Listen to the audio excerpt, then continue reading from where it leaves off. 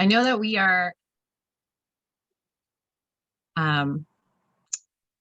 okay, I'm just gonna jump in here, one sec. Start slideshow.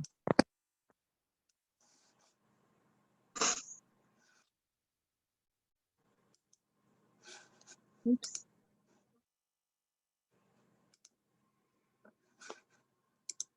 Okay, I'm on multiple devices here, so it tends to get a little confusing, but all right. So first off, thank you, Eche and Karanita, for asking me to share today. I feel like I am among some incredible entrepreneurs. So my hope is that I offer some insight that teaches you something, because I know that you're all so knowledgeable and already rocking your businesses. But today I was asked to talk about, having a mission-driven business, and so I'm going to jump in and start to share on that piece. So first off, I just want to share with you, I always like to start off with, saying welcome and tell you who I am and tell you who's talking. And I know that I've met you all before, but just so we have this on the recording. So I'm an entrepreneur, and I always like to preface that by saying that I have one mission as an entrepreneur, but many vehicles. I know that there are many entrepreneurs out there that have many missions, which is also amazing, and many vehicles, and some just have one vehicle, and they may not, think that they really have a mission. They're just out to create, just simply, live their life and support their wants and their needs, and that's cool too. So I'm going to offer a different perspective today on what it means to be mission driven. But my mission is all about leading women across the globe to live their happiest, healthiest, and most successful lives. And that, whatever that means to women who are watching, mostly, it pertains to entrepreneurial women, and we do a lot of business and health and wellness as well. My vehicles, so I'm the founder and CEO of a company and community called Happy Healthy Women. I am a vegan wellness ambassador, coach, mentor. I represent a vegan wellness brand, and I'm very passionate about plant-based living. And I'm also a business mentor. So I help women in business step into, the next level in terms of building their empire. And I learned along the way that I don't coach everybody. I do coach women who are looking to create something similar to what I've created, in the sense of multiple sources of revenue, multiple vehicles, and getting their mission across. So being a mission-driven business and making a difference can obviously take many forms. We are all part of the GEMS Collective, which is a great example of that.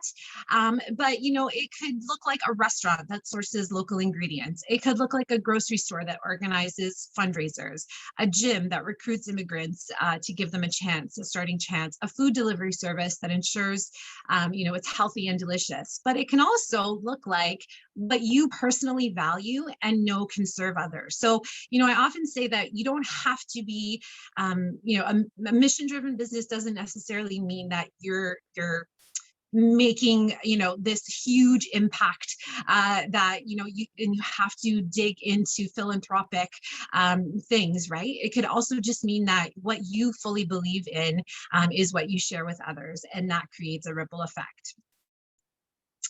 So quite often when, during networking sessions, and I'm sure, we all go to many of those, we'll hear from others.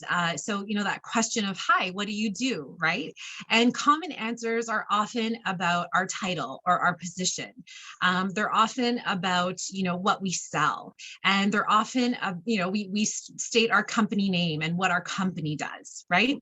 It's less common that we hear people say what their mission is, what their impact is, and what their passion is. But I always feel so much more drawn to people who actually state, what change they're making in the world, what impact they're making in the world, right? What their mission is. And again, it doesn't have to be a global impact. It could be just within your work or within entrepreneurs or within your community. But it always makes such a difference. And when I see, the difference of how people introduce themselves and how they share what it is that they do, it really comes from, obviously it comes from within, it comes from their belief in what they're doing, but often you're hearing the what versus the why. And, if you have been in business for a while, you do understand that people are emotionally driven, right? So it doesn't necessarily matter like what it is that you do. It actually matters more to know why it is that you're doing what you're doing. And, I've been through lots of sales training over the last 10 years. And one of the biggest things is about, instead of stating fact, state what you love, right? Instead of stating, even with plant-based, products that I share and the plant-based lifestyle, instead of stating, all of the ingredients that are in there, it's more about stating what that thing has done for you and how it's made you feel and how it's changed your life. So I really encourage people to dig into the why more so than the what when you are sharing what it is that you do, and also when you're thinking about what it is that you do and why. And so there's a huge difference that this can make on your business, right? And on you as a leader and as an entrepreneur. And I like to equate it to this. I like to equate it to being in a beautiful room and, just really enjoying that space and enjoying that room and just working within that room as an entrepreneur or a leader, versus having a bird's eye view on your business, right? So if we're looking at this as our business, having a bird's eye view and having all these multiple pieces and components, right? So when we have a mission-driven business, it's much more expansive, and we're able to take a bird's eye view and look at all of the pieces of our mission versus just the what, right? Versus just being in the, this is what I do, and staying sort of pigeonholed in that. So here's an example of, what focusing on the what tends to happen in our businesses. And there's no right or wrong. It's just sort of where you want to be and where you want to sit in your business. So when we focus on the what in our business, we focus on doing the daily do. And, I'm someone who actually, I've pretty much been an entrepreneur my whole life, literally since childhood. My parents were entrepreneurs, and still, my mom still is, 72 and working 6 days a week at her business. And God love her, like that, she that gives her drive and it gives her purpose. But it's very much about the what, right? It's very much, and she loves it and it gives her drive. But I can see how it's just doing the daily do, right? And simply being there in that type of business on a daily basis versus looking at the growth piece. And then, at the age of 28, I opened my own retail store. It's all retail. And I opened my own retail store and I started to live in that space too. And for me, I just found like I needed more fulfillment, right? So again, it's all subjective, it's all individual, but this is more about, so doing that daily do. It is a little bit limiting when we're talking about wanting to expand our businesses and our lives, because we normally, when it comes to focusing on the what, we're normally sticking to one vehicle. And sometimes, we have that feeling within ourselves. And I think that a lot of people have been sort of trained this way to just focus on one thing, right? Like stop spreading your focus on one thing and just be successful in that one thing, and so that's where we tend to fall when we focus on the what. Owners are often working in their business versus working on their business, right? So we find ourselves being an employee of ourselves and actually doing the tasks instead of being outside of our business and looking in with a bird's eye view.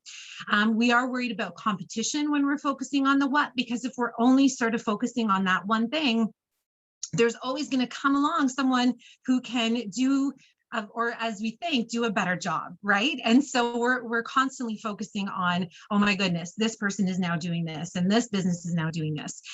We're impacted by seasons and circumstance typically, right? So, if we're, say, in a gift business, we're impacted by the fact that, oh, well, summertime, there's no Christmas, there's no Valentine's Day, there's right. And so it impacts us, versus figuring out from that bird's eye view how we can expand and move our missions forward. And it is sales driven versus mission driven, right? So we're here to do to make a profit. And at the end of the day, that's what business is about. And here's where focusing on the why comes in. Here's how it can help us expand our businesses. So a mission defines and upholds what you stand for as a professional or a business. So you're driven by something that's much deeper than simply trying to make profits in your business. This helps us provide direction. And so, when we have a mission, it's like our foundation, right? It's our deep, our why, right? And so that's what leads us to direct us in multiple different ways that we want to be serving in this mission. It's a guideline for decision making. So, it's interesting. Once I really knew what my mission was in my business, every decision that I made in my business and with my time, like it came down to like the minutes that I'm spending in my business, right? Like, what am I doing with my time? And is this contributing to my mission? If it's not, it's out the window, right? So it really gives us a guideline for proper decision making. Higher social good for the community they serve, both local and global, right? And so that's an incredible thing. You're having a ripple effect, which is something that I don't know about you, but personally that makes a big difference to me. I really want to be known for impacting people. It sets you apart, right? It sets you apart from those who are only focused on the what. And it's driven by the impact that you're making. When you're driven by the impact that you're making, sales actually happen by default, right? And so if you are showing up with a strong message and a mission, that's very attractive, right? And so instead of focusing on the sales, you're focusing on the why, and that really helps people decide that they do want to work with you and they do want to do business with you. And here are the benefits of committing to your mission. These are some benefits that I have found that have really, helped me in my business and helped me move forward into a whole new light. So there's clarity for myself and for others, right? There's no doubt about it that when people look me up, they're going to see, first of all, those three words: happiness, health, and success. And there's no doubt about it that there's some clarity there, right, on what I'm trying to do for women. And then again, as I said, it also gives me clarity in how I make decisions and how I move forward in my business. It allows you to claim your spot as an expert. So, being focused in on this mission really allows you to learn more, first of all, and educate yourself, because you now have clarity on what you're actually learning and educating yourself in, and then be able to show up as an expert in those areas, right? So then you're known as that go-to. It's so funny. I was telling someone a story about how I was eating a cinnamon bun one day, and she was like, "Oh my gosh, but you're like this health expert," right? And I was like, that's so funny that you say that, because I still have chips. I still will eat a cinnamon bun every once, as long as it's vegan, and so, but it just dawned on me that how I show up is as that expert in those areas, right? And so that to me really showed me that I'm doing something right. It allows you, an expanded vision equals more opportunity. So again, when we take a bird's eye view of our businesses, we now come out of it and we say, okay, this can work with this, and this can work with this. And all I really have to do is show up, in the place that I want to show up in, and my business becomes these moving parts that help me move this vision forward and this mission forward. So it equals more opportunity versus the what, which is a very limited way of seeing it. Learning and growth never stops, right? So when you commit to this mission, you know that this is your task, right? And this is your business's task. And so that learning and growth never stops, and it actually sets you ahead of the competition in so many ways, because you're driven by different motives than you would be if you were just profit driven. And there's more seamless client attraction and conversion there, right? So people know what they can expect of you in your business. They make a decision right away. You know, in Happy Healthy Women, we are very heart-centered. We are very much about talking about our emotions and how we feel in our business.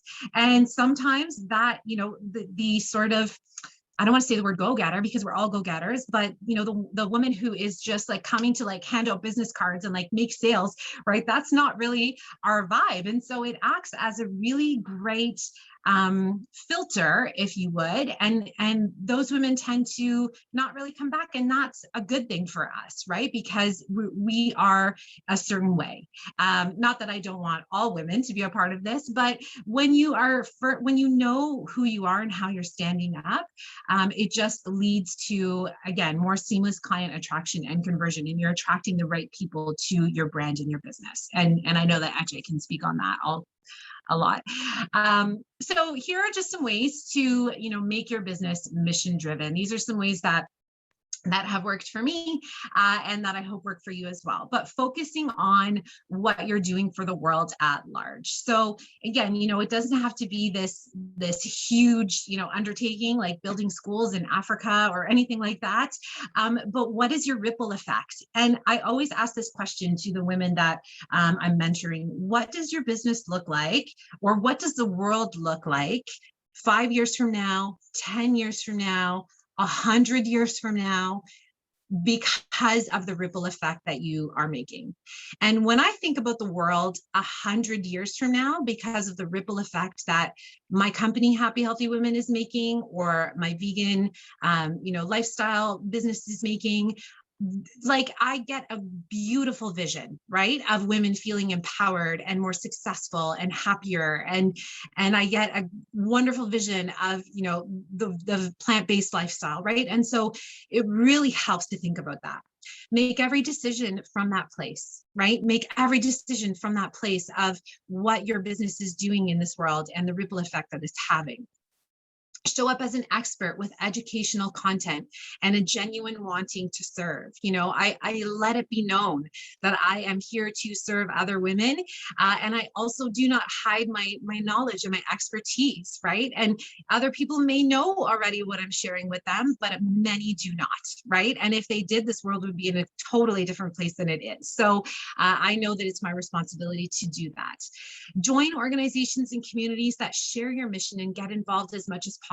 So GEMS Collective, like, thank you for doing this because this is what the world needs, right? And Happy Healthy Women is another great example of this as an organization where you can find your people. And there's some great books out there. One is Expert Secrets by Russell Brunson, and he talks about building community. So if you're someone who wants to build community around your values, that is such a great way to also grow your business, right? To build community that believes what you believe. And there's another book called Tribes by Seth Godin, who talks about the same thing.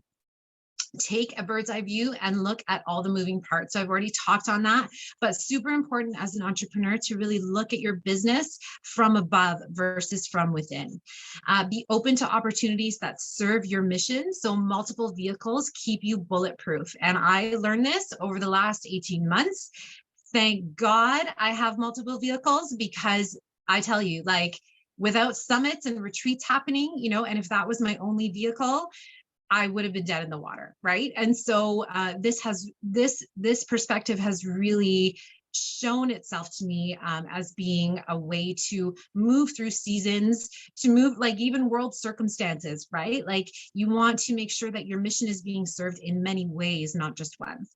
And then practice what you preach, right? So it would be really interesting if I was, you know, and there are many people out there that do it. You know, I often go to wellness conferences with my lifestyle brand, and there are people outside smoking, right? So I'm not sure, like, I don't understand that. Or, you know, talking about being a vegan, but, you know, being at the keg, right? That's not necessarily in alignment. So really practice what you preach and be that person and show up as that mission.